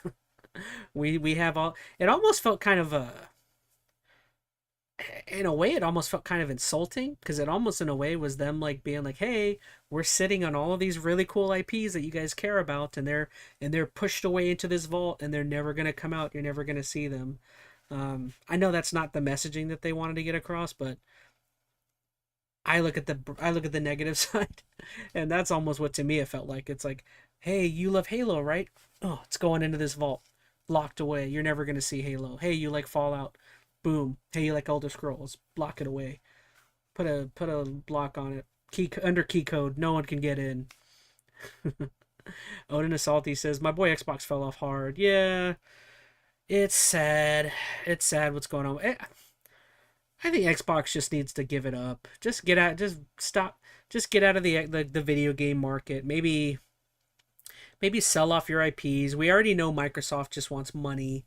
Just get money off of the IPs. Sell off Halo to Sony or whatever. Like, just at this point, I kind of just want Xbox to just go away. Just sell off the IPs. Give it to some company that's gonna actually make stuff that's quality, or try to at least. I don't know. Faith in the Xbox brand is at an all-time low, and I don't expect anything good to come from them, to be honest. I hope I'm proven wrong, but I hope I'm proven wrong. Most anticipated game, huh? I wonder what's going to win that. The Game Award goes to Claire Obscure, Expedition 33. Laura Croft showed up. She looked sexy as hell. I went back to being straight, and they announced not just one, but 2 Tomb Raider games. Hollow Knight did end up winning Best Action Adventure Game, which is some consolation prize, I suppose. And the Game Award goes to Claire Obscure. The sweep continues. 33. The sweep continues. But of course, Expedition 33 won Best Art Direction, much like how the Louvre won Best Art Direction after the Mona Lisa was installed in the museum back in 1797. Grab your baguettes, we're not done yet, because they also won Best Debut Indie Game, much like how the French previously won Best Debuted Statue with the Statue of Liberty back in 1886. They announced a Diablo 4 expansion where Mephisto moved around he's not like gonna a care. Smiling Friends character. I was hoping it would be a new Diablo game, but well, you all know my thoughts on Yeah, on that. he's So, been very down we'd love on to Diablo. see support from Marvel Rivals. Deadpool is coming. That's a huge highlight. I might hop on for a few matches, not gonna lie. Next, they announced the winner for Best Score on Music, which of course went to Paul Verlaine for his 1869 poem Clair de Lune, which would be adapted in 1905 into the famous piano song. If you are tired of the French history, please let me know in the comments. Some other games were revealed, and they brought out Dan Houser, the brainchild of the Red Dead Redemption and Grand Theft Auto series, to announce winner of Best Narrative. And if you've been following along, you know that this award went to Alex Dumas for his incredible novel, The Three Musketeers. They announced a game called No Law because there's no laws when you're drinking claws. Then Evanescence came out, and that was awesome. Arc Raiders won Best Multiplayer. Stunning Battlefield 6, and it just goes to show that I need to try that game out. But they weren't done yet. Something I did not expect was a Warhammer 40k Total War crossover. They even had an RTS game shown off in the Game Awards. They covered all their bases. I don't care what the haters say about the Game Awards, man.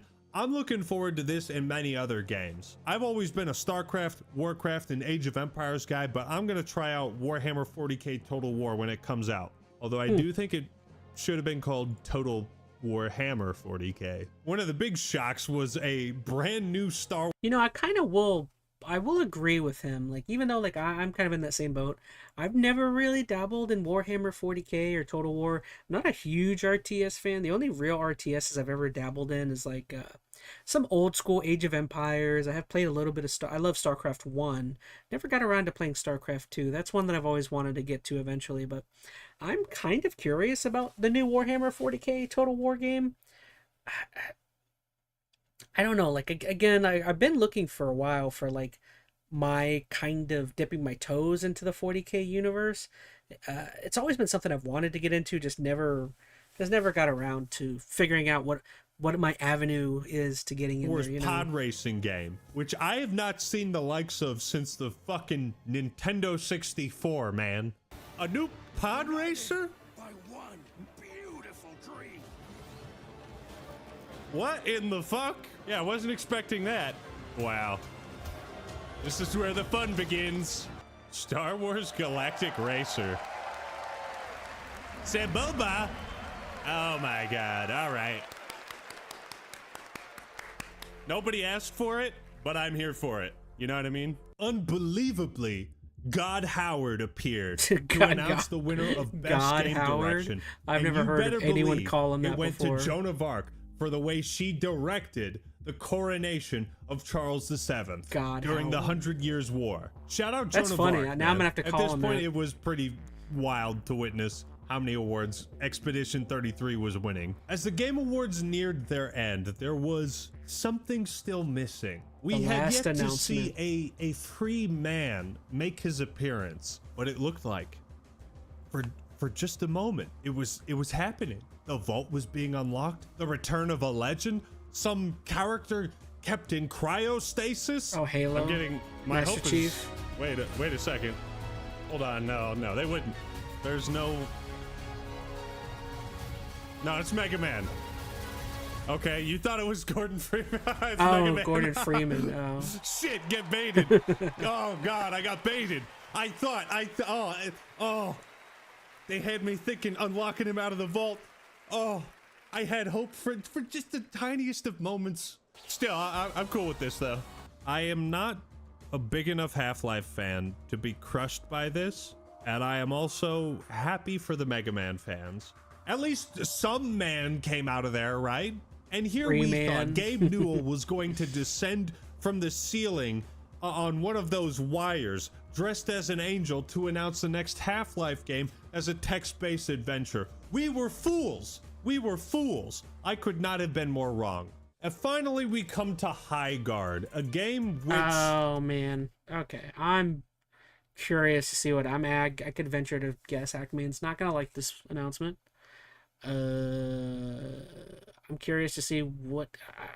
we'll see. Maybe I just need to Initially, see. I was like, hey... I can't imagine he liked it any more than I did. But upon looking at it again, it doesn't look as bad as Concord, but it could turn out to be a Concord too. I mean, they were talking about the Respawn developers coming together, working on this project in secrecy. Jeff built this up way too hard. This game should have been announced earlier in a Game Awards, and I think it would have gotten a bit more positive reception had it not been the last game revealed. While I was watching it, I struggled to find things to say about it. It just looked like an amalgamation of every other hero first-person shooter I'd seen. Yeah, it looks generic. I mean, I don't know what else you can really say about it. It looks super generic. It's got like character models that look like they're out of I guess it looks a little less cartoony as Overwatch, but it like if you were to put this game side by side next to what we saw from Concord, like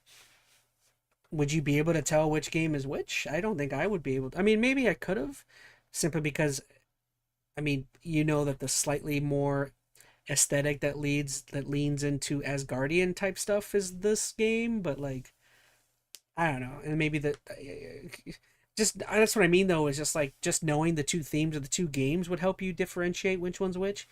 But based on gameplay and what you're doing, like no, they would bleed into one another. Before, and I think I don't want High Guard to fail. I just don't know how exactly you salvage a game that's identity is so generic. Yeah. And last but not least, basic. They finally announced the winner for Game of the Year. And if you've been paying attention, it should be no surprise who it went to.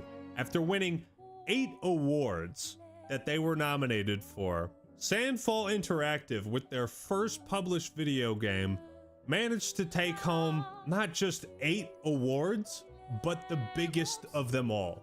Game of the Year, Expedition 33. From what I have played, which is about 5 hours, it was phenomenal.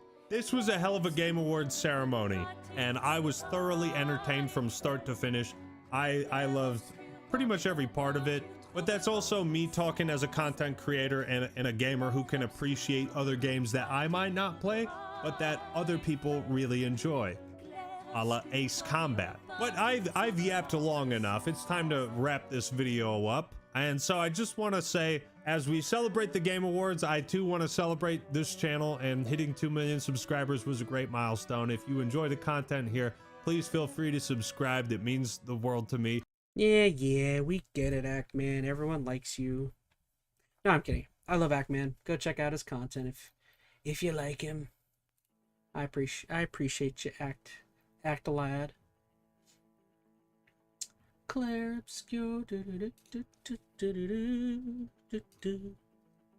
Well, alright, y'all. Well, I think I actually turned tonight into something decent. We almost got 2 hours out of it. I was expecting for this to be much shorter.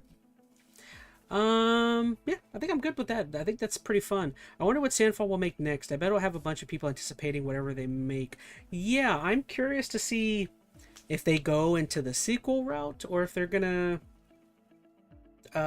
make a brand new IP. That'd be fascinating.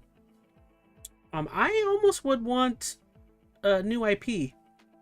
I feel like the way Claire Obscure Expedition 33 ended was very satisfying. I don't know if I necessarily need to see more from Claire. I would definitely be happy if that is the case, but I would rather a new IP. I would prefer them just try something new. Let's see if they can bring the magic back. You know what I mean? If they can do it again. If they can do it again, that'd be crazy. That'd be awesome. I would love it.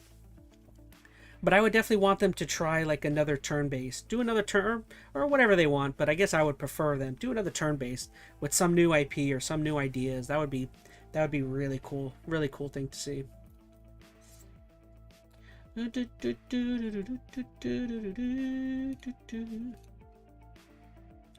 I didn't mean to press that. There we go. This is the one I want. Well, alright, y'all. Once again, I'm pretty happy with that. Almost a 2-hour-long ChazmaN live. Thank you so much for joining for my return back couple of streams. Last night we just played Hades 2. I feel like we're rounding up on the end of that game. Tune in tomorrow night. Tonight I will figure out what game we play for the next indie game stream. So I gotta figure out, I'll figure out what title tonight. And then don't forget, Saturday we're gonna try and get on Hades, try and finish that. Whenever we finish that, we're moving on to Pokemon Z through A, Za. So that'll be the next thing we tackle. And then Monday night, same thing. Another indie game, and then either Hades or something Tuesday night. I want them to try something not turn-based, but still an RPG style. The art style they had looked good, and yeah. I agree. Yeah, maybe. Again, whatever they want to make, I'm all for. As long as they're kind of left alone to their own devices, I'm all for it. I think that would be great.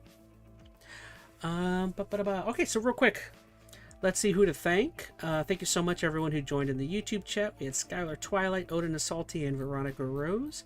Appreciate having all of you here. Don't forget, guys, check out the Inner ChazmaN Live channel. The channel is doing very good right now. I'm consistently uploading content over there. Check all of that out if you want to see any of the highlights from this video.